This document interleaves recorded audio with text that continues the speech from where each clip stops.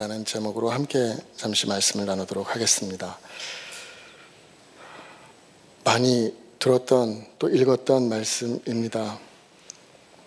그리고 우리가 읽은 말씀 가운데 있는 것처럼 특히 오늘 읽은 본문 중에 8절부터 9절을 다시 한번 상기해 보면 무시무시한 말씀입니다. 그렇죠?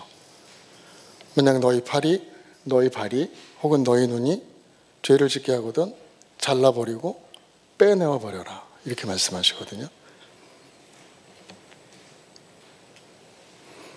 차라리 죄로 말미암아서 천국에 들어가지 못하는 것보다는 팔이 하나, 다리가 하나, 눈이 하나 없는 채로 영생에 들어가는 것이 더 낫다, 이렇게 아주 극단적인 말씀을 하셨는데, 우리가 늘 천국에 대해서 이야기하고 특히 성도의 삶이라고 하는 게 사실은 천국을 향하여 가는 한 걸음 한 걸음의 삶이기 때문에 우리가 천국의 의미에 대해서 여러 번에 걸쳐서 거듭 반복해서 읽고 또 묵상하고 더 고민하는 것이 매우 가치 있는 일이라고 생각을 합니다. 오늘도 천국 다는 아니겠지만 천국의 그림자 정도만큼이라도 우리가 발견할 수 있게 된다면 그것이 하나님의 큰 은혜라고 생각해서 함께 말씀을 나누도록 하겠습니다.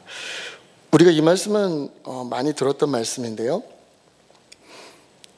공관복음을 함께 잠깐 제가 살펴보았더니 오늘 본문이 마가복음과 누가복음에도 9장에 동일하게 나와 있는데 내용은 조금 달라요. 그런데 오늘 이 본문 중에는 없지만 마가복음과 누가복음에 공통적으로 있는 게 이 천국에서 누가 더 큽니까? 라고 하는 이 말씀의 현장이, 이 대화의 현장이 있을 수밖에 없었던 어떤 한 사건이 전에 있었어요. 바로 직전에. 그게 뭐냐면 나중에 한번 찾아서 읽어보시기 바랍니다. 마가복음 9장, 누가복음 9장. 거기 보면 예수님과 제자들이 이렇게 오는 길에 뒤에서 막 수근수근 시끌시끌 싸웠어요. 제자들끼리. 싸운 내용이 뭐냐면 누가 더 크냐, 그걸 가지고 막 언쟁을 벌였어요. 그래서 예수님께서 물어보셨어요. 너희가 아까 무엇 때문에 그렇게 큰 소리로 서로 언쟁하듯이 싸웠느냐? 그랬더니 제자들은 묵묵부답 말을 하지 못했어요. 근데 그 이유에 대해서 기록하기를 누가 더 크냐라고 하는 언쟁이 있었다, 이렇게 말씀을 기록하고 있거든요.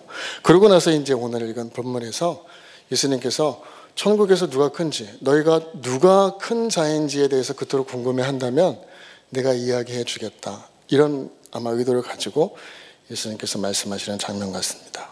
근데 이렇게 조금 다른 각도에서 설명을 하시는 거예요. 갑자기 어린아이 하나를 이렇게 데려다가 제자들 가운데 탁 세우시고는 오늘 읽은 말씀처럼 이렇게 말씀하시는 거예요. 너희가 돌이켜 어린아이들과 같이 되지 아니하면, 이 말씀의 의미는 너희가 변화되어서 어린아이가 되지 않으면, 이런 의미이거든요. 근데 마치 이것은 이 말씀하고도 굉장히 비슷한 건데, 니고데모가 밤중에 주님을 찾아와서 이렇게 물은 적이 있어요. 영생을 얻으려면 어떻게 해야 합니까? 네가 진정으로 거듭나지 않으면 하나님 나라에 들어갈 수 없다.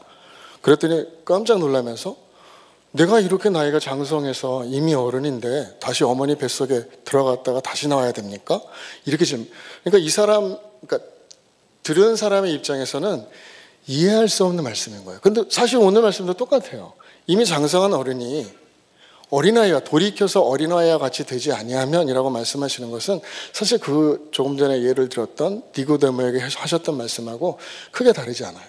할 수 없는 걸 주문하시는 거예요. 지금 우리가 갑자기 예수님의 말씀을 그렇게 말씀하셨으니까 우리가 또 누구나 다 천국에 들어가야 할 성도이니까 그럼 지금부터 어린아이처럼 살아야 되는 건가요? 다시 우리가 어린아이가 된다는 게 가능한가요? 아니면 어린아이가 되지는 못하겠지만 어린아이와 같은 모습으로 흉내를 내면서 그렇게 살아가야 되는 건가요? 혀 짧은 소리를 하고 막 이상한 행동을 하면서 막 철부지처럼 천방지축 그렇게. 주님 말씀은 그런 게 아니잖아요. 왜 할 수 없는 거를 하지 않으면 안 된다라고 말씀을 하셨을까? 그래서 생각해 보았더니 주님의 말씀은 이런 말씀인 것 같아요. 너희가 돌이켜서 어린아이들과 같이 되지 아니하면이라고 하시는 말씀은 너희가 다 어린아이가 되어야 한다고 하시는 말씀이 아니라 어린아이와 같은 처지가 되지 아니하면 이런 말씀인 거예요. 그걸 조금 더 설명을 해볼 거예요. 이런 거예요. 당시에 어린아이들은 어떤 취급을 받았냐면 실제로 헬라어 본문에도 보면 예수님께서 그 아이를 제자들 한가운데 세우셨다고 말씀하실 때 그 아이를 지칭해서 보통 우리가 인칭 대명사를 쓰면 남자면 him, 여자면 her라고 쓰잖아요. 근데 거기서는 그냥 it을 쓰는 거예요. it, 그것이라고 쓰는 거예요.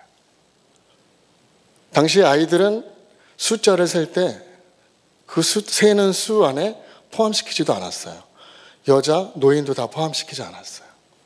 어린아이들은 그저 귀찮은 존재이고 당시 어린아이들이 부모들로부터 지금 우리 아이들이 받는 것과 같은 그러한 어떤 돌봄과 그 양육 속에서 자랐다고 생각하시면 안 돼요. 지금의 아이들과 그 당시의 아이들은 전혀 달라요. 전혀. 실제로 그런 일도 있었잖아요. 아이들이 막 시끄럽게 하니까 예수님께서 말씀하실 때 제자들이 막 꾸짖어서 내쫓았어요. 그랬더니 어린아이들이 내게로 오는 것을 금하지 말라. 천국이 일어난 이런 자의 것이다. 이렇게 말씀하셨거든요. 그러니까 아이들은 그 당시 어른들에게 있어서는 그렇게 중요한 존재가 아니에요. 주님께서 그러니까 어린아이와 같이 되라고 하시는 말씀은 너희가 생각하는 이 어린아이와 같은 처지가 되어야 된다고 하시는 말씀이에요. 즉 너희 스스로를 대단한 사람인 것처럼 귀한 사람인 것처럼 여기지 말라라는 거예요. 너희가 정말 천국에 들어가고 싶은 사람이라면, 천국에 정말 들어가고 싶다면 세상으로부터 너희가 어린아이를 대하듯이 세상이 너희를 대하도록 해야 된다는 뜻이에요.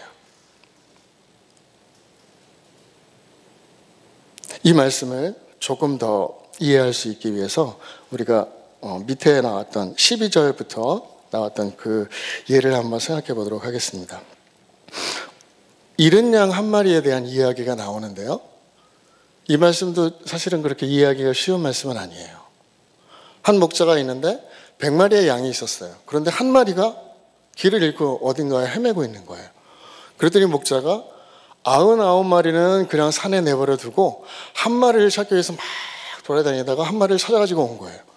그럼 그 사이에 우리가 생각할 때는 99마리에게 어떤 일이 생길지 모르는 거잖아요.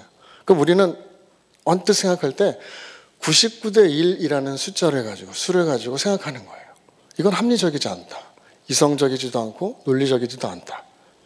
그거가 비슷한 이야기가 또 18장 이후에 마태복음에도 나오는데 여러분 기억하실 거예요. 포도원 그 품꾼에 대한 이야기 20장부터 나오는데 거기에 보면 이런 한 포도원 주인이 아침에 해가 뜨니까 일찍 나가서 사꾼들을 불러 모았어요. 그래서 내가 오늘 내 포도원에서 일을 하면 1데나리온씩을 주겠다. 가서 일을 해라. 그때 일을 했어요. 근데 그 다음에 계속 보통은 이스라엘은 아침 6시, 새벽 6시가 하루의 시작이거든요. 그리고 저녁 6시가 되면 하루가 끝나는 거예요. 그렇게 시간을 계산하는데 6시에 한 번, 9시에 한 번, 또 12시, 3시, 5시 계속 나와서 이 포도원 주인이 계속 일꾼들을 모아다가 포도원에 일을 하러 다 들여보내는 거예요. 그러고 나서 일이 딱 끝나고 나서는 처음 6시부터 시작한 품꾼이나 오후 5시부터 와서 1시간 일한 품꾼이나 똑같이 다 1데나리온씩 주었어요. 그랬더니 일찍부터 나와서 하루 12시간을 꼬박 노동한 사람들이 불만을 이야기하기 시작했어요. 근데 사실 우리의 상식으로도 그게 맞지 않습니까? 요즘 우리가 시급에 대해서도 굉장히 이야기들이 많은데 더 일한 사람에게 더 많이 주는 것이 당연하잖아요. 어떻게 12시간 일한 사람하고 1시간 일한 사람하고 하루 품삯이 똑같다는 게 말이 안 되잖아요. 그러니까 당연히 그런 불만을 가질 수 있는데 이 주인은 그렇게 불만을 표현하는 이에게 내가 선한 일을 하였더니 오히려 내가 화를 내느냐라고 말했어요. 그러니까 주님께서 말씀하시는 건 전혀 의미가 다른 거예요. 우리가 어린아이와 같이 되지 아니하면 천국에 들어갈 수 없다는 말씀이나 이상한 방식으로 하루 동안 서로 다른 시간의 일을 한 그 품꾼들에게 서로 똑같은 1데나리온씩을 준 주인의 태도나 사실은 이해가 되지 않는 건데, 포도원 주인의 의미는 그거예요. 이 사람은 사실은 포도원이 크면 뭐 얼마나 크겠다고 계속해서 품꾼들을 사다가 집어넣고 할까요? 주인의 그 마음에는 사실은 일은 관심이 없어요. 포도원에서 일을 하건 말건 그건 관심이 없고, 이 사람이 정말 하고 싶었던 일은 한 사람도 빠짐없이 내 포도원에 와서 단 10분을 일하더라도 그 1데나리온을 주고 싶은 마음인 거예요. 하루의 품삯이니까 이 품삯을 받아 들고 간 그 품꾼은 가족들과 함께 식사를 나눠서 먹을 수 있고 필요한 생필품을 살 수도 있을 것이고, 일을 하고 싶은데 일을 할 수 없어서 헤매는 사람들을 불러다가 그냥 시키는 거예요. 일을 얼마가 하건 중요하지 않아요. 일을 똑바로 하는지 관리 감독 하지도 않았어요. 그냥 몇 시간을 일했건 똑같이 동등하게 1데나리온씩을 나눠주었어요. 그 주인의 마음은 이들이 몇 시간을 일했느냐가 중요한 게 아니에요. 일한 사람들의 입장에서 볼 때는 내가 일한 것만큼 받겠다라고 하는 마음들이 있겠지만, 주인의 입장에서는 그런 게 아니에요. 내가 받아든 1데나리온이 하루 동안 내가 힘겹게 정당하게 노동해서 받은 대가라고 생각한다면 이것은 내가 한 일이 되는 것이지만, 내가 한 일에 대한 결과물이지만, 주인은 그런 마음으로 한 게 아니에요. 그냥 누구에게나 다 나눠주고 싶은데 그냥 줄 수 없으니까 포도원에 데려다가 일을 시키고 자신에게 성취감도 갖게 하고, 품꾼들도 하여금 자아실현도 하게 해주고, 내가 정당하게 벌은, 그래도 하루에 얼마가 아니지만 이 노동을 통해서 내가 받은 이것을 가지고 내가 내 가족들과 함께 행복한 시간을 보내야지, 이런 기대감을 갖게 하는 주인의 마음은 그런 거예요. 그냥 누구든지 다 와서, 사실은 포도원의 넓이보다 더 많은 사람들이 와서 일을 한다고 하더라도 이 주인은 다 똑같이 1데나리온씩 주었을 것 같아요. 하나님의 마음이 그렇다고 하는 것이죠. 다시 돌아와서, 그렇다면 어린아이와 같이 된다고 하는 것이 무엇인가? 이 마태복음 말씀을 기록하면서 마태는 자신이 현재 바라보고 있는 이 자신들 가운데 서 있는 이 아이를 보면서 저는 어쩌면 자신의 처지를 생각했을 거라고 생각해요. 지금 마태가 이 말씀을 기록한 때가 예수님께서 자신들의 곁을 떠나시고 거의 한 30년 혹은 그 이상의 시간이 지난 후에 자신이 이제껏 살아온 삶의 그 여정들을 쭉 돌이켜보면서 그때 말씀을 기억하면서 기록한 말씀이잖아요. 이 아이의 모습이 자신의 모습과 오버랩되는 거예요. 마태도 유대인으로 태어났지만 자신이 세리라는 직업 때문에 유대인이지만 유대인으로서 살아갈 수 없었던 자신의 처지가 있었어요. 사람들로부터 천시받고 손가락질 받고 사람들이 뒤에서 수근수근하고, 우리나라를 로마에 팔아먹은 저보다 더 나쁜, 그렇게 손가락질도 하는 그런 입장이었거든요. 그러니까 마태는 늘 그렇게 천시받고 정당한 대접을 받지 못했던 어린아이와 같은 삶을 살다가 주님을 만나서 새롭게 새로운 삶을 살게 되는 거잖아요. 그러니까 이 어린아이와 같이 된다고 하는 것이 어떠한 마음인지에 대해서 마태는 조금 이해했던 것 같아요. 그래서 그 말씀 가운데 다른 공간복음서에는 없는 잃어버린 양 한 마리에 대해서 쓰고 있는 거예요. 이 양은 어떤 양이었냐면, 주인의 입장에서 볼 때는 내가 100마리의 양이 있고 한 마리 정도, 그 정도 희생은 감수할 수 있어. 내가 그 한 마리에 대한 욕심을 버리지 못하고 이 99마리를 제대로 간수하지 못한다면 그것이 나에게는 손익을 따져볼 때 더 해로운 것이 될 수도 있겠지, 이렇게 생각할 수 있겠지만 주인의 마음은 그게 아니에요. 쉽게 말하면 이 남아있는 99마리의 양은 나의 보호 아래에서 일상이 가능한 양이에요. 근데 그 한 마리는 어디에서 헤매고 있는지 모르는 그 한 마리의 양은 일상이 불가능해요. 언제 어떻게 될지 모르는, 자신의 운명이 앞으로 어떻게 될지도 모르는 아주 어리석은, 그러니까 양은 근시안이라고 해요. 그래서 바로 이렇게 가까운 곳만 보면서 계속 가다 보니까 어찌어찌 하다 보니까 무리에서 떨어져 나와서, 보통은 그런 일이 없다고 하는데, 그래서 아마 길을 잃고 막 헤매고 있었던 것 같아요. 얼마나 무섭고 두렵고 배고프고 춥고 외롭고 고독했을까요? 그 마음을 헤아리는 주인의 마음이 99마리를 버려두고서라도 그 한 마리를 찾기 위해서 끝까지 찾을 때까지 돌아다니다 결국은 그 한 마리를 데리고 와서 기뻐했다. 이 말씀이 오늘 적혀 있는 것이거든요. 천국에서 큰 자는 저는 이 말씀을 통해서 이런 자라고 생각합니다. 천국에서 큰 자는 사실은 크다 작다의 의미가 없는 사람인 거예요. 성경 말씀에 보면 먼저 된 자가 나중되고 나중된 자가 먼저 된다라고 하는 말씀, 우리가 이렇게 들어서 이해할 때는 앞에 있던 사람이 뒤로 가고 뒤에 있던 사람이 앞으로 와서 결국 뭐 순서만 바뀌었지 결국은 첫 번째, 두 번째, 세 번째 마치 이렇게 우열 순서가 있는 것처럼 생각되지만 또 다른 의미로 생각한다면 한 걸음 뒤에 있는 사람이 반 걸음 앞으로 나오고 한 걸음 앞에 있던 사람이 반 걸음 뒤로 물러선다면 똑같아지는 거잖아요. 천국이 그런 모습 아닐까요? 너는 이만큼 했으니까 이만큼 큰 자리, 높은 자리에 가서 앉고, 너는 그보다 상대적으로 적은 일을 했으니까 적은 상급을 받아서 저 밑에 자리에 가서 앉고. 하나님이 정말 그런 분이실까요? 저는 그렇지 않다고 생각해요. 우리가 함께 찬양하고 고백했던 것처럼 천국에서는 그런 것들이 다 아무런 의미가 없고 오직 주님과 더불어 영원한 생명 가운데, 영원한 기쁨 가운데 살아가는 것. 모두가 다 동등하고 모두가 다 차별이 없으며 모두가 다 똑같은 하나님의 사랑과 은혜를 누리면서 살아가는 곳. 그곳이 천국 아닌가요? 그래서 내가 천국에 가서 큰 자가 되고 싶어서 지금 열심히 땀 흘려서 일한다고 한들 그것이 무슨 의미가 있을까요? 우리가 천국에 대한 조금 다른 시각을 가질 필요가 있다고 저는 생각합니다. 사실 교회가 오랜 시간 동안 지켜왔던 전통이 있어요.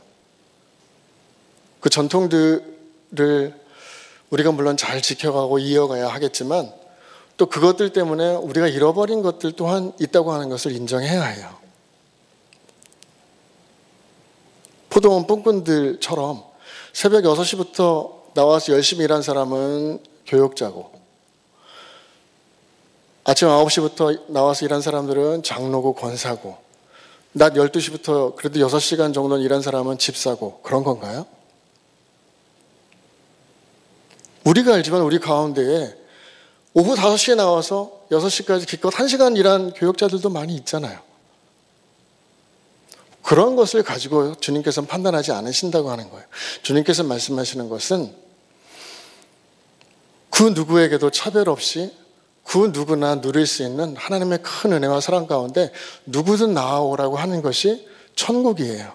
근데 그것을 우리가 마치 이것은 해야 되고 이것은 하면 안 되고, 그래서 이것부터 해야 하고 보다 중요한 일이 있어서 이렇게 순서를 정해놓고 그게 되지 않으면 막 조바심 내고 때로는 막 누군가를 막 몰아세우고, 우리 가운데 왜 그런 일들이 있어야 되는지 잘 모르겠어요. 우리가 지켜가야 할 것이 분명히 있긴 하지만 하나님께서 정말 원하시는 것은 교회가 든든히 서가는 것만큼 우리 한 사람 한 사람이 건강하고 든든하게 서가는 것, 성장해 가는 것, 그걸 하나님께서 원하시는 거예요. 만약에 우리가 교회는 점점 든든하게 서가는데 그 가운데 한 사람이라도, 오늘 읽은 말씀처럼 한 사람이라도 그 마음 가운데 실족함이 생기게 된다면 그건 하나님이 기뻐하시지 않으시는 것 같아요.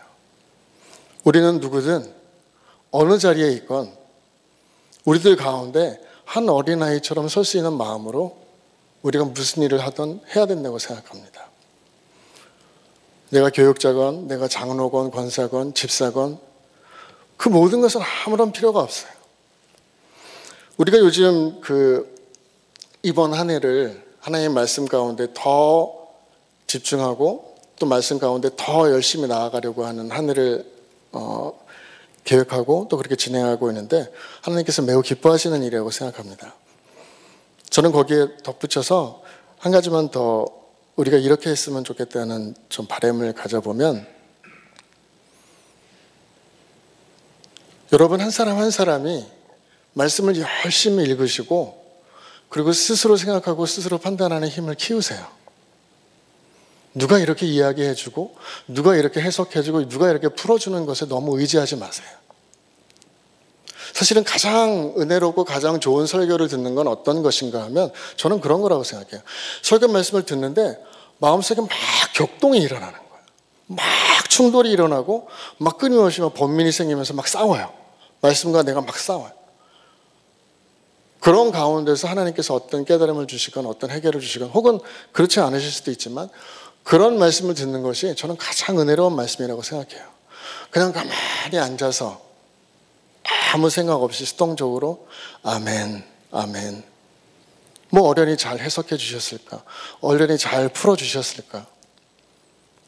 기도하시고 또 하나님 임재 가운데 준비하신 말씀인데 당연히 뭐 아멘으로 받아야지. 이런 모습만 가지고는 되지 않는다는 거예요.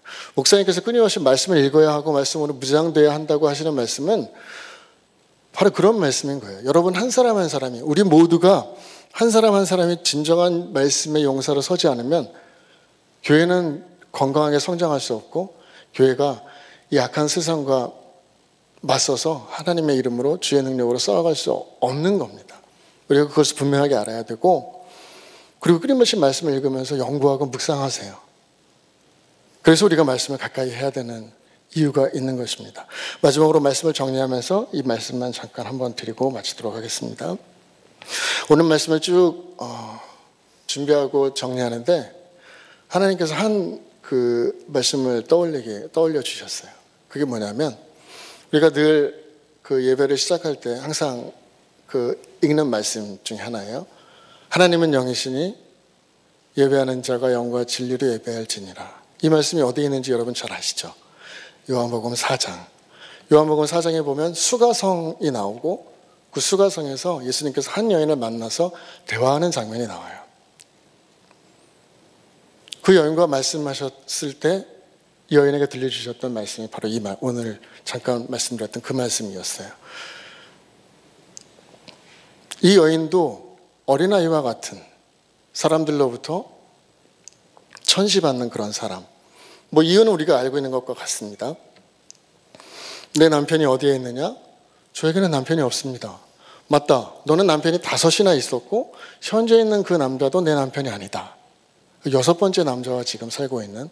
근데 우리가 잘못 생각하는 것 중에 하나가 좀 이런 게 아닐까 싶은데 그 여인은 남자를 6번이나 갈아치울 만큼 그런 여인이 아니었을 수도 있어요. 오히려 5 남자에게 버림을 받고 마지막 6번째 남자를 만나서 살고 있는 사람일 수도 있어요.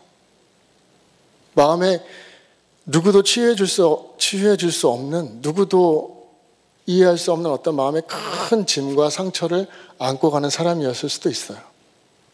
누구도 자신의 말에 귀 기울여주지 않고 누구도 자신에게 말을 걸어주지 않는 정말 외롭고 고독한 여인이었을 수도 있어요. 그 여인에게 예수님께서 말씀하시는 거예요. 내게 마실 물을 좀 달라. 어떻게 이스라엘 사람이 사마리아 여인인 나에게, 그것도 이토록 낮고 천한 사람들 모두가 나를 싫어하고 나를 왕따하고 나를 배척하는 나에게 물을 달라고 하십니까? 그 말에서 벌써 이 여인의 그 삶의 어떤 무게와 짐이 느껴지잖아요. 그 고통이 느껴지잖아요. 주님께서는 그걸 아셨던 거예요. 이 작은 어린아이와 같은 그런 심령을 가진 이 여인에게 주님께서 그렇게 말씀하시는 거예요. 내 배에서 터져나오는 이 생수가 너의 그 목마름을 영원히 그 갈증으로부터 풀어낼 수 있도록 내가 해주겠다라고 말씀하시는 거예요. 그 모든 대화 가운데 결국 이 여인은 이분은 그리스도, 메시아이시다라고 하는 걸 깨닫게 되잖아요. 저는 주님께서 그렇게 말씀하시는 거라고 생각해요. 오늘 읽은 이 말씀 가운데서도 천국에서 누가 큰 자냐? 바로 이러한 자가 큰 자다. 그럼 주님께서 어린아이 같은 사람이 1등이라고 말씀하시는 걸까요? 그게 아니라 주님께서 말씀하시는 건 바로 이런 거죠. 천국에 그런 거 아무 소용없다. 너희들이 아무리 언쟁하고 아무리 논쟁한다고 하더라도 너희 가운데 서열이 생길 수 없어. 천국은 오직 하나님의 은혜를 거저주시는 것으로 알아서 그 은혜에 감격하고 매 순간 매시 매때 그 하나님의 은혜와 사랑을 생각하면 내가 가진 모든 것을 다 잃어버린다고 하더라도 심지어 내 생명까지 내어버리게 되더라도 그것이 하나도 아깝게 여겨지지 않는 바로 그런 사람들이 천국을 소유한 거야 라고 말씀하시는 거예요.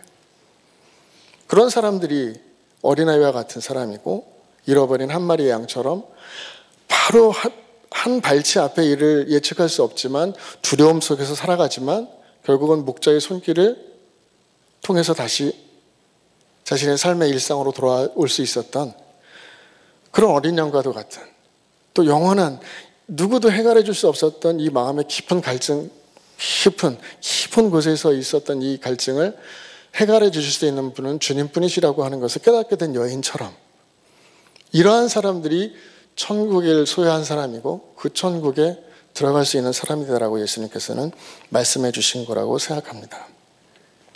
이 시간 잠깐 기도할 때 이렇게 기도했으면 좋겠습니다.